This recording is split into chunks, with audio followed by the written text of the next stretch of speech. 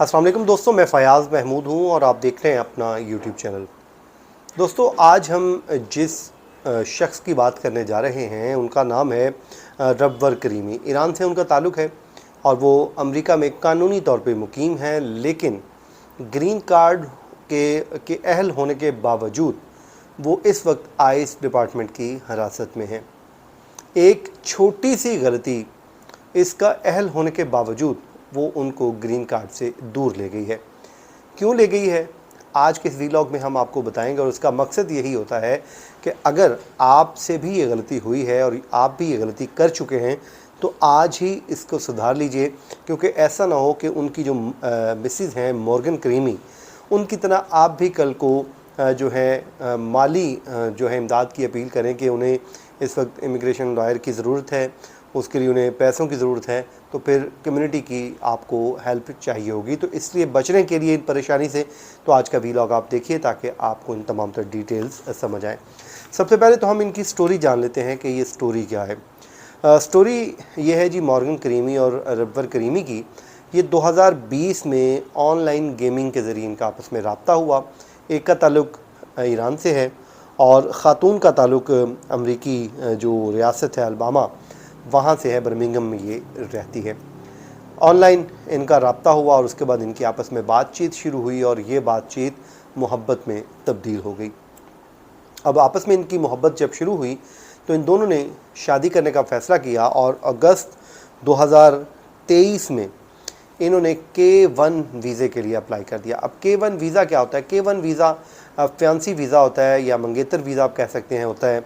उसमें आप वहाँ पर जब पहुँच जाते हैं तो उसके बाद फिर आप उसको कन्वर्ट करते हैं।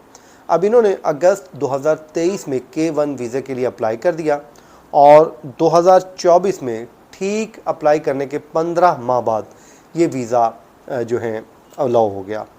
उसके बाद ये अमेरिका पहुंच गए। अब इस वीज़े की कुछ रिक्वायरमेंट है। जब आप वहां पर पहुंच जाते हैं इस वीज़े के बाद तो आपने 90 डेज़ का आपके पास टाइम होता है और 90 डेज़ में आपने वो शादी वगैरह अपनी करनी होती है और उसके बाद आपने इसको जो है कन्वर्ट भी करवाना होता है कुछ अरसे के बाद।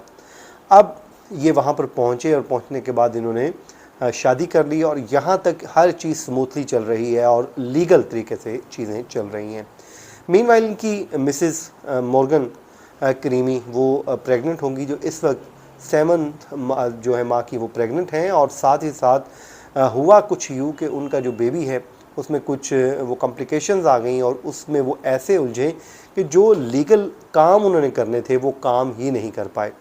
अब वो काम जब उन्होंने नहीं किए तो वो आइस के वो हाथ चढ़ गए। अब हुआ ये कि जब ये आप कर लेते हैं तो अब आपने उसको परमानेंट रेजिडेंसी में या फिर ग्रीन कार्ड के लिए आपने अप्लाई करना होता है, तो उसको कन्वर्ट करवाना होता है। अब इसमें आईएस डिपार्टमेंट कहता है कि स्टेटस ऑफ जो एडजस्टमेंट होता है, एडजस्टमेंट ऑफ स्टेटस होता है, वो इन्होंने तब्दील ही नहीं करवाया।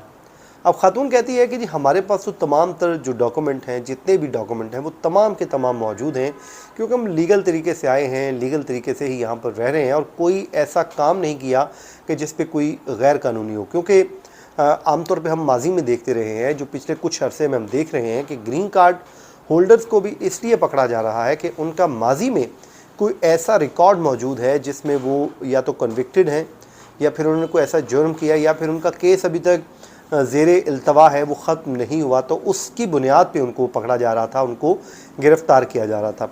अब ख़ातून ये कहती कि जब हमारे केस में ऐसा कुछ है ही नहीं, कोई इल्लीगल काम नहीं किया, इल्लीगल रास्ते से आए नहीं बल्कि लीगल रास्ता इख्तियार किया, उसके बाद यहाँ पर आकर भी अपने तमाम तर जो डॉक्यूमेंटेशन है उसको बिल्कुल स्मूथ रखा, अपनी तमाम तर चीज़ों को मुकम्मल रखा।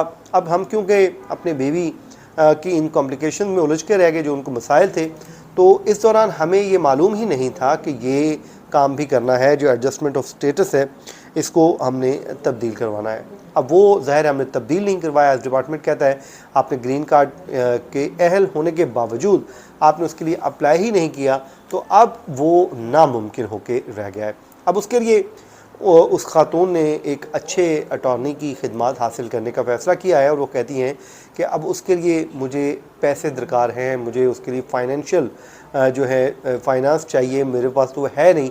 अब वो कम्युनिटी की हेल्प मांग रही हैं कि मुझे कोई हेल्प कर दे कोई शख्स, ताकि मैं इन तमाम तर चैलेंजेस से निपट सकूं और मेरे हस्बैंड को, जो इस वक्त उनके सर पर डिपोर्टेशन की तलवार लटक रही है क्योंकि उन्होंने स्टेटस अपडेट नहीं किया, अपने आप को ग्रीन कार्ड अहल होने के बावजूद अपना स्टेटस वो हासिल नहीं किया, जिस वजह से अब वो गैर कानूनी हो चुके हैं और इस बुनियाद पे डिपोर्ट करने का एक रास्ता जो है वो ओपन हो चुका है।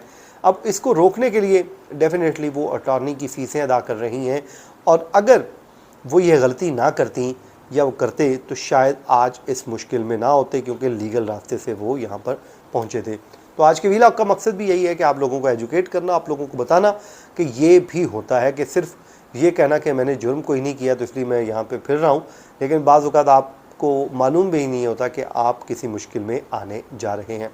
जनाब, ये था आज का हमारा व्लॉग। अपनी दुआओं में याद रखें, जहाँ रहें खुश रहें। मुझे दीजिए इजाज़त। अल्लाह हाफ़िज़।